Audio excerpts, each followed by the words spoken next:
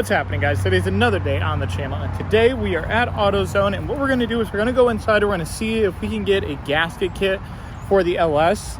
Obviously they're probably not going to have it in stock, but we're going to see how much it is, and we're going to get it on order so that when it does come in, we could just throw the LS back together. I want to get head studs and possibly main studs for it so that we have some really good clamping force on that head. We're going to figure something else out, but let's go ahead and go inside and see what we could get. Okay, guys, so we're at the shop now, and what we did is we went into AutoZone and we got a couple things. We got a tube of towels to clean my hands because there's no water here right now. We got some shop towels. We got some other shop towels. We got two things of brake clean so that we can clean some of this off while we're going. I looked up a very generalistic idea of the parts that we needed, and the parts are about $300-ish. That's not including the timing chain or the head bolts that we're going to need to bolt the heads back down because they're torque to yield. You can only use them once. So we're going to have to get those. I don't know if this water pump here is good. We might be able to use this one again. Like I said, we're going to have to be doing a lot of custom configuration of certain things on this thing because we're going to need to get it so that it fits into the car and so that the intake plenum will work the way we need it to work. So that means that this pulley here can't be there. And we're going to have to figure out how to get some of this other stuff in there. If the 6.0 stuff doesn't end up working, we're just going to go back to 5.3 and we're just going to get the 5.3 in Vortec intake plenum. And then we'll get the throttle body that goes with that. And I think that'll look pretty sick no matter what. And then I'll get the cover that goes on top of it so that it'll actually say Vortec and all that crazy stuff there. So that's something that we're going to try to look into. Chris actually needs the LS coil packs over here that I have. So we're going to run these over to Chris. These are the 6.0 into the 6.0 coil packs. So me and him worked out a deal, and he's going to get these and I'm going to get something else. We got that going on. So we're going to have to run back to the shop. And when I go over there, what I'm going to do is I'm going to ask him if I can borrow one of his impact guns real quick for the night, and just so that this will go a little bit quicker. I have a bucket to drain the oil out of it and some of the coolant if there's any coolant left in it, and we're just going to start seeing what we could do. We're probably going to keep this area over here pretty clean, and we're going to put something down on the floor. I probably should have kept some of that box so that I could have put it down on the floor here and just laid all my parts out. We're going to take everything out, the push rods, all of that stuff, and we're just going to see how much we have to do. I kind of want to get these heads not machined, but we're going to have to get them cleaned, and then we'll put those back on like that, and we'll figure out what other things that we need. So let's go ahead and run these coil packs over to Chris though real quick. Okay, so we delivered those coil packs to Chris. Now we're back at the shop. We're going to start off by draining the oil out of this thing, and then we're going to start taking some of the accessories off, and then we'll take the coil packs off and we'll lay those back on the table over there, and then we'll just start taking things off that we need to take off. Like I'll take the heads off, the headers off, and I'll take the water pump off and the power steering pump off, and just tear the engine down to a point where we can start getting at the heads and stuff like that so that we can get those off to send into a machine shop or something like that. So let's go ahead and just start digging right into this. Okay, so we just drained the oil out of it. It was looking like it wasn't enough oil in it, but now that it's actually sitting on the ground, it looks like there is about enough oil in the motor. So the motor should be good on the bottom end. The crank should have had enough oil and everything like that. When I pulled the drain plug, didn't look like there was too much metal flakes on it. There looks like there's some, but it doesn't look like it's a crazy bad amount. So we should be good all there. And we're just going to keep pulling this thing apart. I want to get the oil pan off it to kind of check out the bottom end, and then we can kind of just put that back on in the meantime, just to hold like whatever other oil may drip out of it. But this isn't too bad. So we're going to let this finish up draining, and then we're going to pop this back in when it's all cleaned up, and we'll see what's going on with that. Okay, so we got a lot of stuff off it. We got the power steering pump off. We got the headers off. We got the coil packs off. We got this wiring harness piece down there off. We got the AC compressor on this side off. We got this header off. Now what I'm going to do is I'm going to try not to make a big mess because I think there's still some coolant into this thing. And we're going to try to pull this water pump off so that we can test fit our other water pump, which is right here, which I believe is a direct bolt-on. So we're going to test that one to see if that one will work. And if that does, then cool. We have a new-ish water pump that we can throw onto here. If not, then we have to get the water pump that works with this motor, which is a 5.3, which is a Vortec water pump. So we'll have to figure that out later. But the main thing is that the motor's almost to the point where we can start taking the heads off and the oil pan off. And that's a good point right there, because then we can really start to diag and see what we need for parts and stuff like that. So let's go ahead and try to pull off this water pump now, and then we'll get right back to you guys. Okay, so water pump is off. Now that that stupid thing isn't on the front there, it looks kind of a lot better without that thing on there.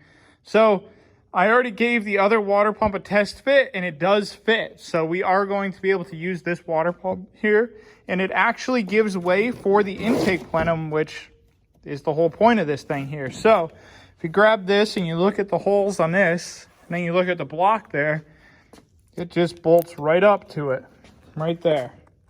So that's what it's going to look like there. A lot clearer in this space up at the top of the block there, and it gives a lot more room for this big intake plenum here to go through the front, and so that we can actually have a throttle body come off the front of it now.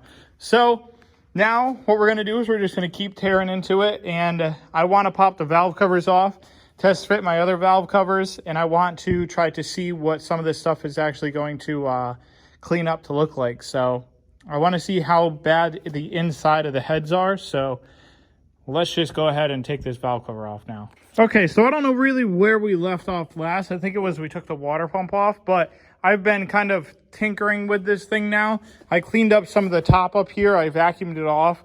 I tried taking these bolts off to pull this plate off right here, but it looks like we have to take whatever's out inside in here, which I think they're not crank sensors, but they're knock sensors. I think these are the two knock sensors for this motor. Those have to come out. But what I'm doing right now is I'm going to pull this head off, and this is the only one that I'm going to pull off for the day, and we're probably going to end the video right there. I just want to see what the inside of the motor look like with the pistons and see how bad the pistons are. I know this motor had piston problems because it would smoke a lot, so I probably will need to re-ring this thing, or we're just going to build a bottom end for it. Who knows what we're going to do, but we're going to actually pull this off. So I'm going to take all the rockers off. I'm going to just gently put them on the intake side of this, and then we're going to take the 15 millimeter bolts off of the head there, and then we're going to pull all of this stuff back onto it with all the push rods and everything, and then we're just going to put it over here on the table and let it sit for a little while. So let's go ahead and pull off this head, and we'll be right back with what the pistons look like inside. So like I said, this is probably going to be about the end of the video, but let's go ahead and go over all the stuff that we did today. So we took the water pump off, we took the power steering pump off, we took the alternator, that was already off, but we took the AC compressor off. We test fitted the intake plenum once again. I believe we did that in the beginning. I don't really remember. We test fitted, I know we test fit the water pump, and that fits onto there, which is good. So now we can use that. We took this head off, and the pistons don't look bad, but what I want to do is I want to get new rings for it. So we're going to end up getting new rings for it. I'm kind of still depending and trying to figure out what exactly I want to do with this whole motor. So I want to do it the proper way so that it'll last a very long time for whatever I do with it. That's meaning deck the heads, deck the block, hot tank the block, hot tank the heads, do the whole ball of wax, timing chain, water pump, oil pump. Everything needs to be over and brand new, because this thing needs to be able to handle whatever I throw at it. Whether it be putting it in a truck and doing drag races with it, whether I be putting it in a car and drifting with it, or whether I just use it as a spare motor for something that I might want to do. Maybe I just, like I said, maybe I just put it in a truck and I buy a truck that has a blown up motor and I just put it in there, and then, hey, I have 2 tow vehicles, and or I could sell it. So that's what we're thinking here. So I don't have an impact gun or anything to take off this crank, so that's going to be a different time that we're going to go ahead and do that. But the head is off. Looking at these pistons here, let's get the flashlight a little bit closer. So looking at the pistons here, they do look like they have a lot of carbon buildup on them, especially the farther you go down, the more carbon buildup they have. This cylinder and this cylinder have a lot. This cylinder, we're going to call this number 1. I think it's actually number 3 or 4. It doesn't have any real carbon buildup whatsoever. So this cylinder seems like it was doing really good.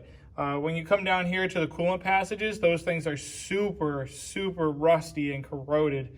So we're definitely going to need to hot tank this thing, like I said, because we don't want any of that in the new motor or in like the new coolant system that we're going to put with this.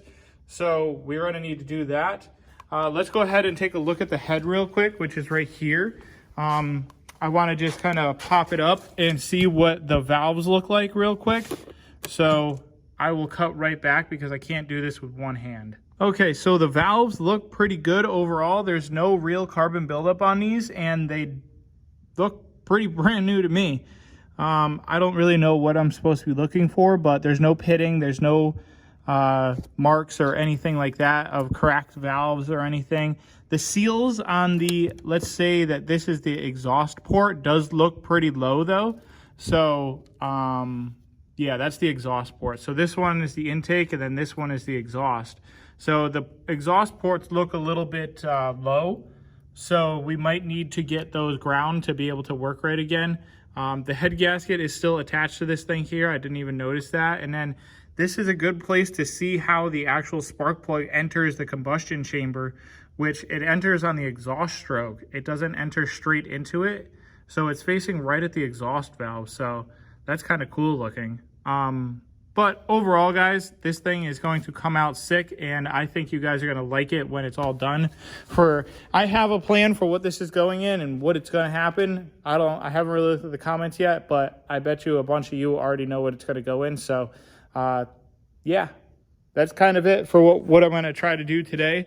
It's getting kind of late. It's probably like 10 o'clock here now, and want to go home and get some rest. Try to figure out what I could do next, the next steps for this LS here, and then next steps for this thing. We need to order more parts for this thing so that we can keep moving along, and we can pull the motor in this because this thing needs to get done. So yeah, that's about it though, guys. If you guys liked the video, don't forget to subscribe, hit the like button, comment, share, do all the good stuff, and I hope to see you guys in the next one in my new shop, doing my own thing, having fun, and just vibing out by myself, because sometimes that's all you need. So, later.